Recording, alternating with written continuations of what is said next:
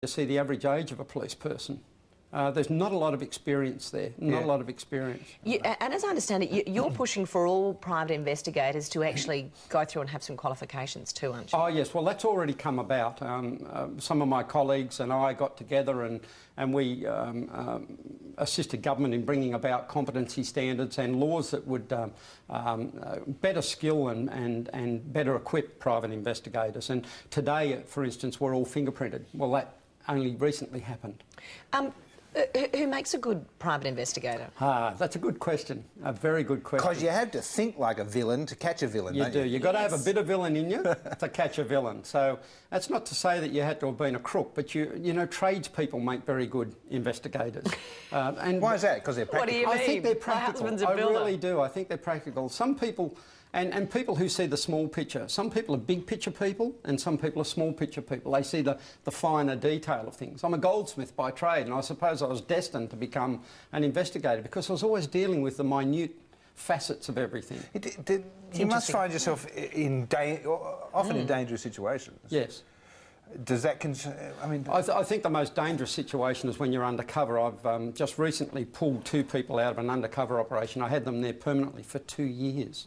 And their cover wasn't blown, which was an extraordinary achievement on their part, but a lot of planning went into that operation. That was in a corporate gig, obviously. Yes, it was. I can't talk about it because it's very current, but the success of that operation was fantastic. Is there an area that is particularly growing that you're called to look into?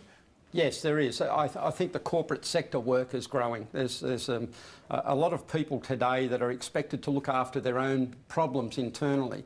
I think there's something within government today that is telling corporate people that if you've got theft or internal problems, you're big enough, you've got enough money, look after it yourselves. Outsource that to a private investigation company and let them get the evidence. Can you give us a typical example of? Yeah, recently I had a corporate client. They were a printing company. They ran for 20 hours continuously. But the nighttime production was way down, way down, and they couldn't understand why it was down. So there were some grave suspicions that they might have been manipulating the time clocks and perhaps not turning up to work. So we applied for a warrant under the Workplace Surveillance Act and we installed hidden cameras. And surprisingly, we found that each of the 5 persons that were working on the night shift had duplicated one another's swipe cards. Oh, and so, and the video is extraordinary. They'd each open their wallet up with 5 cards and wait. You know, they'd swipe one and then they'd just wait around for a few moments, then swipe another one, and there was only one fellow working on each night shift. Oh, and he didn't. And he was running around like a mad person, trying to get all the machinery going and so forth. Look, I want to ask you about shows in the US. There's one called Cheaters, and there's another one called Dog, the Bounty Hunter. How much damage do those? I mean, I'm glued to Dog, the Bounty Hunter. And his wife. And his wife. I'm cringing. He's much tougher than Dog, can I say? Yeah. I mean, thank heaven we don't have bounty hunters in Australia because this is all about bail bonding. Yeah, but is that a good thing? I mean, people like Dog, the Bounty Hunter, reckon that they do a great service to the public because they're tracking down these bail jumpers. Well, they certainly are tracking down people that are probably reoffending, and I see that as a good thing. I don't necessarily agree with the way they go about things, and I don't think that it enhances my profession at all to see shows like that, particularly Cheaters. I was asked to actually take part in an Australian production, really modelled around Cheaters, and which basically confronts the cheater and the partner in the act. And it's pretty tacky stuff. I don't think we really need to see that. I don't think it serves any great purpose. What would be the most difficult aspect of your job?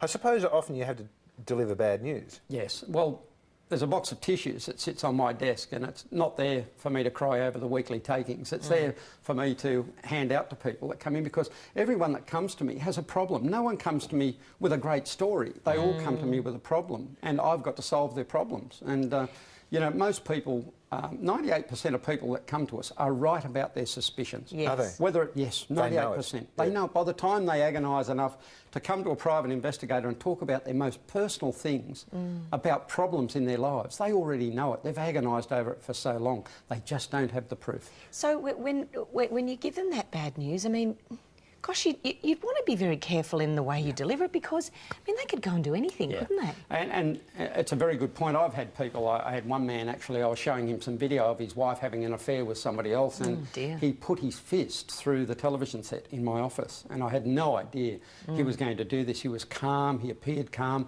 he just totally lost control. Pushed to the extreme. And it was, there are real problems there, and I've asked the courts to give private investigators access to apprehended violence orders, restraining orders and stalking orders, because when somebody comes into me, I don't know that they're not a stalker, but I get them to sign a contract, and the contract has a stat dec in it, and the stat dec says that they are not subject of one of those orders, nor have they ever been. OK, so has there ever been an occasion where you have begun an investigation and then you've actually believed that that person was doing something? There are many investigations I don't take on. I see the glazed look in their faces. First base is that contract. If they don't sign the contract, I don't move forward. Yeah.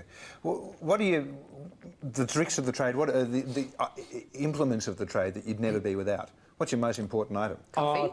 The most important item for a private investigator is to be able to see with their ears, hear with their eyes and feel with their stomach. All the gadgets in the world will not make you a good investigator. Seeing with your ears is watching, listening to people, what they're telling you, and then looking at the body language and so forth.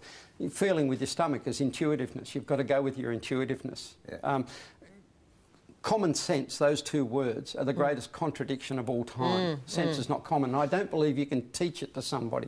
You can teach them a whole lot of skills and you can give them a whole lot of gadgets, but nothing beats, being able to see with your ears and hear with your eyes and feel with your stomach. Yeah. All right, look, just before we go, I just wanted to ask you, I mean, I'm a bit obsessed with Dog, the bounty hunter. I don't have any video. Do you have a nickname that you work under? Like Dog? No, my name being Mallard, I've always been known as the Duck. Not quite the same. Thanks, Duck. It's lovely to meet you. Thank you for coming this morning. Thanks very much. All right, we've got an arresting amount of 9am still to come after this.